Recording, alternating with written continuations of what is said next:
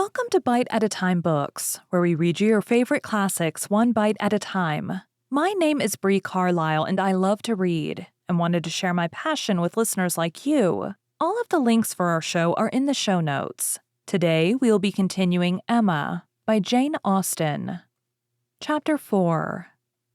Human nature is so well disposed towards those who are in interesting situations that a young person who either marries or dies is sure to be kindly spoken of. A week had not passed since Miss Hawkins's name was first mentioned in Highbury before she was, by some means or other, discovered to have every recommendation of person and mind, to be handsome, elegant, highly accomplished, and perfectly amiable. And when Mr. Elton himself arrived to triumph in his happy prospects and circulate the fame of her merits, there was very little more for him to do than to tell her Christian name and say whose music she principally played. Mr. Elton returned a very happy man. He had gone away rejected and mortified, disappointed in a very sanguine hope after a series of what appeared to him strong encouragement, and not only losing the right lady, but finding himself debased to the level of a very wrong one. He had gone away deeply offended.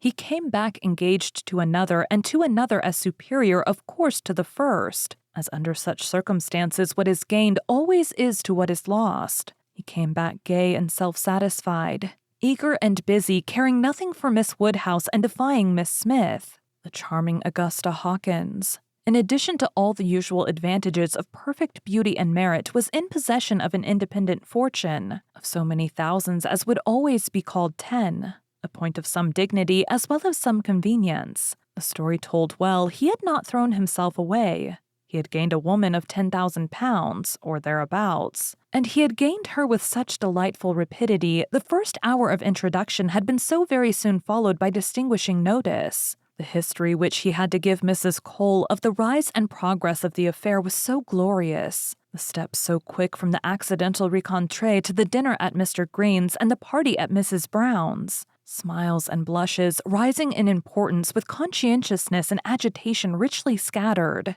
The lady had been so easily impressed, so sweetly disposed, had in short, to use a most intelligible phrase, been so ready to have him that vanity and prudence were equally contented. He had caught both substance and shadow, both fortune and affection, and was just the happy man he ought to be, talking only of himself and his own concerns, expecting to be congratulated, ready to be laughed at, and, with cordial, fearless smiles, now addressing all the young ladies of the place to whom, a few weeks ago, he would have been more cautiously gallant. The wedding was no distant event, as the parties had only themselves to please and nothing but the necessary preparations to wait for. And when he set out for Bath again, there was a general expectation which a certain glance of Mrs. Cole's did not seem to contradict, that when he next entered Highbury he would bring his bride. During his present short stay, Emma had barely seen him, but just enough to feel that the first meeting was over and to give her the impression of his not being improved by the mixture of pique and pretension now spread over his air. She was, in fact, beginning very much to wonder that she had ever thought him pleasing at all, and his sight was so inseparably connected with some very disagreeable feelings that except in a moral light, as a penance, a lesson, a source of profitable humiliation to her own mind, she would have been thankful to be assured of never seeing him again. She wished him very well, but he gave her pain, and his welfare 20 miles off would administer most satisfaction. The pain of his continued residence in Highbury, however, must certainly be lessened by his marriage. Many vain solicitudes would be prevented, many awkwardnesses smoothed by it. A Mrs. Elton would be an excuse for any change of intercourse. Former intimacy might sink without remark. It would be almost beginning their life of civility again. Of the lady, individually, Emma thought very little. She was good enough for Mr. Elton, no doubt, accomplished enough for Highbury, handsome enough to look plain, probably by Harriet's side. As to connection, there Emma was perfectly easy, persuaded that after all his own vaulted claims in disdain of Harriet, he had done nothing. On that article, truth seemed attainable. What she was must be uncertain. But who she was might be found out, and setting aside the £10,000, it did not appear that she was at all Harriet's superior. She brought no name, no blood, no alliance. Miss Hawkins was the youngest of 2 daughters of a Bristol, Merchant, of course, he must be called. But as the whole of the profits of his mercantile life appeared so very moderate, it was not unfair to guess the dignity of his line of trade had been very moderate also. Part of every winter she had been used to spend in Bath, but Bristol was her home, the very heart of Bristol, for though the father and mother had died some years ago, an uncle had remained. In the law line, nothing more distinctly honorable was hazarded of him than that he was in the law line, and with him the daughter had lived. Emma guessed him to be the drudge of some attorney and too stupid to rise, and all the grandeur of the connection seemed dependent on the elder sister, who was very well married to a gentleman in a great way near Bristol who kept 2 carriages. That was the wind-up of the history. That was the glory of Miss Hawkins. Could she but have given Harriet her feelings about it all? She had talked her into love, but alas, she was not so easily to be talked out of it. The charm of an object to occupy the many vacancies of Harriet's mind was not to be talked away. He might be superseded by another. He certainly would indeed. Nothing could be clearer. Even a Robert Martin would have been sufficient. But nothing else, she feared, would cure her. Harriet was one of those who, having once begun, would always be in love.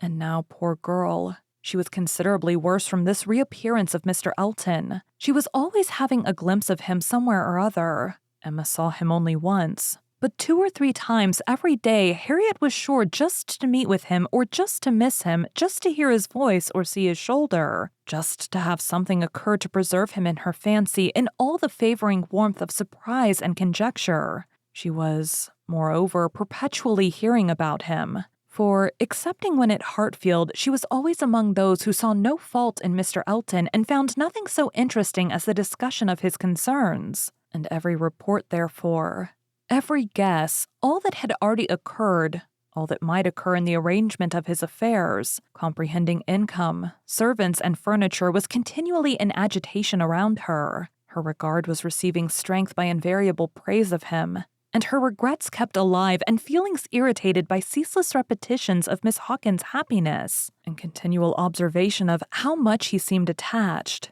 his air as he walked by the house, the very sitting of his hat being all in proof of how much he was in love. Had it been allowable entertainment? Had there been no pain to her friend or reproach to herself in the waverings of Harriet's mind, Emma would have been amused by its variations. Sometimes Mr. Elton predominated, sometimes the Martins, and each was occasionally useful as a check to the other. Mr. Elton's engagement had been the cure of the agitation of meeting Mr. Martin. The unhappiness produced by the knowledge of that engagement had been a little put aside by Elizabeth Martin's calling at Mrs. Goddard's a few days afterwards. Harriet had not been at home, but a note had been prepared and left for her, written in the very style to touch, a small mixture of reproach, with a great deal of kindness. Until Mr. Elton himself appeared, she had been much occupied by it, continually pondering over what could be done in return and wishing to do more than she dared to confess. But Mr. Elton, in person, had driven away all such cares. While he stayed, the Martins were forgotten, and on the very morning of his setting off for Bath again, Emma, to dissipate some of the distress it occasioned, judged it best for her to return Elizabeth Martin's visit. How that visit was to be acknowledged, what would be necessary, and what might be safest had been a point of some doubtful consideration. Absolute neglect of the mother and sisters when invited to come would be ingratitude. It must not be. And yet the danger of a renewal of the acquaintance. After much thinking, she could determine on nothing better than Harriet's returning the visit, but in a way that, if they had understanding, should convince them that it was to be only a formal acquaintance. She meant to take her in the carriage, leave her at the Abbey Mill while she drove a little further, and call for her again so soon as to allow no time for insidious applications or dangerous recurrences of the past, and give the most decided proof of what degree of intimacy was chosen for the future. She could think of nothing better. And though there was something in it which her own heart could not approve, something of ingratitude, merely glossed over, it must be done. Or what would become of Harriet?